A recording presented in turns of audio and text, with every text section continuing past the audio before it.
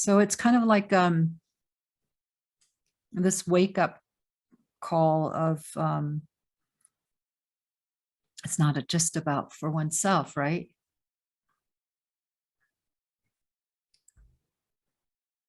There's this impulse to for us to gain understanding, because this experiment here is pretty special.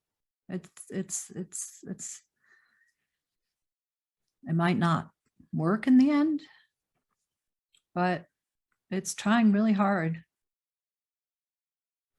It's just trying really hard to bust through our unconsciousness. And it doesn't help that media and all this stuff and this ways of being distracted it's not in service to it.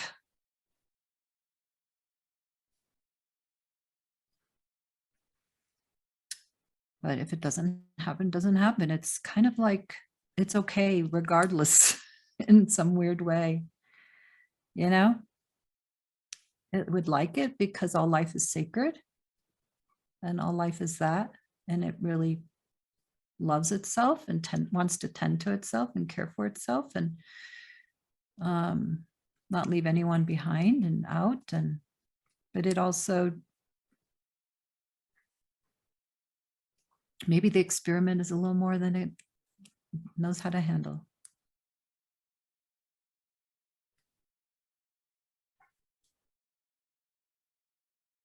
Because we're so many, 8 billion plus.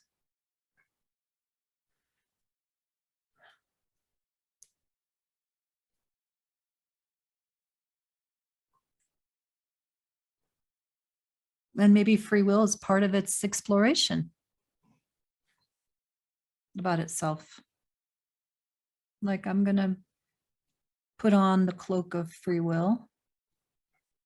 There's a lot to learn, right? With free will, having free will, because there's a lot to learn, and you kind of never know which choice like if there were no free will and we just knew already that we were that, it would be probably a more kind and loving place.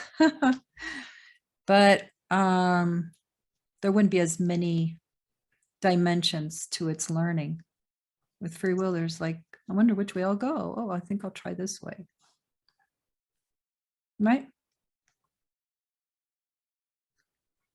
So there's a lot of growth that happens with free will, with the cloak of free will, the imaginary cloak.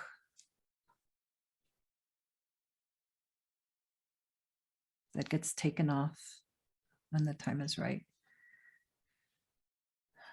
And you breathe a little better actually when it's off.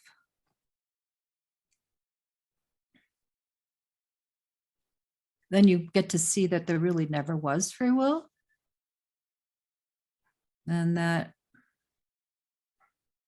these decisions were just decisions that God was making within you, in mind. They're just decisions. They're just choices.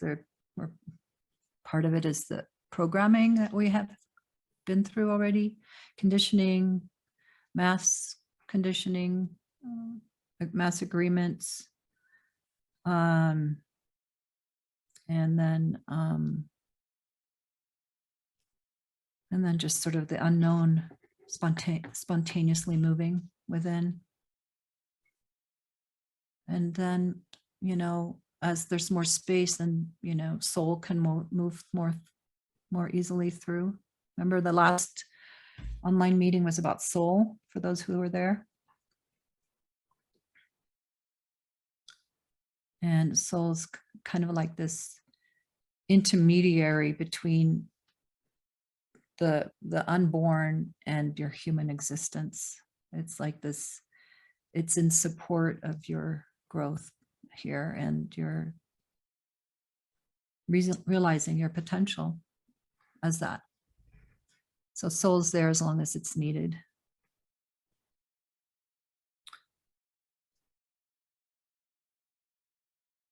But the angst, a lot of angst comes from imagining that really free will is really all that's taking place, right?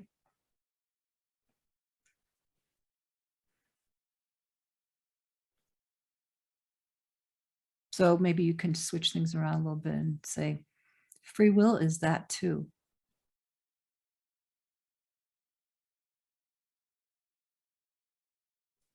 That is operating as free will in here. That is having a bit of a field day, having some free will, imaginary free will. Switch things around a little bit. So it's not like I'm having free will and free will, free will meaning, as you know, like it's up to you that you're making all these choices. How scary is that? That it's really up to you. It's up to you to realize truth. And it's up to you to overcome any addictions. It's up to you to have a good life. It's up to you to be kind to yourself.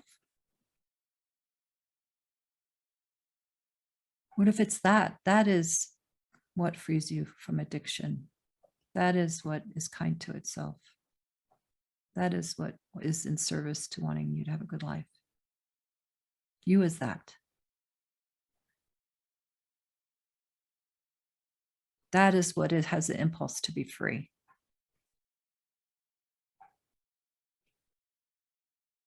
I am that.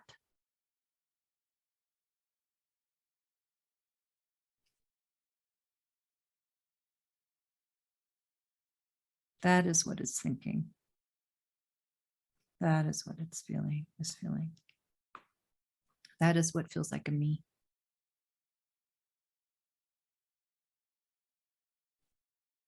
That is what's acting as free will.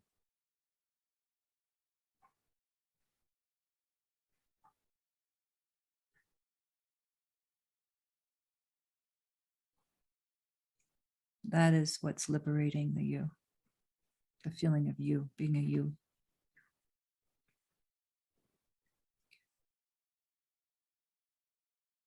That is what is acting as a you. But it wants to keep growing in its awareness. It doesn't want to stay a you. Because that's very small and tight fitting clothes, right? Really tight. And it's like I said, the impulse to want to know more, be more is that impulse. That's that, having that impulse. And it's reaching like a little plant towards the sun. It's like, I want to grow. I want to expand. I want to thrive. I don't want to be stuck in this isolation tank.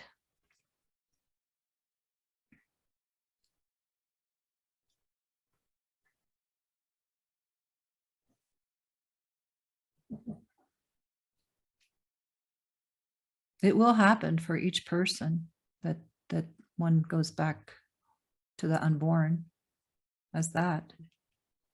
It doesn't stay like this forever, and it without growing, without expanding and reaching its potential and going back to it home. It bursts you, it bursts this, it bursts that, and then it dissolves it. But before dissolving it, it wants it to become manifest and to fill up the space. Well, what's the point to just burst something and have it dissolve, birth and dissolve, birth and dissolve? That would be like immediate realization and end of story. No, it likes, obviously it likes process. It likes time. It uses time. It birthed time. It birthed us with these impermanent bodies and birthed us as time that is in process, going through our bumpity bump lives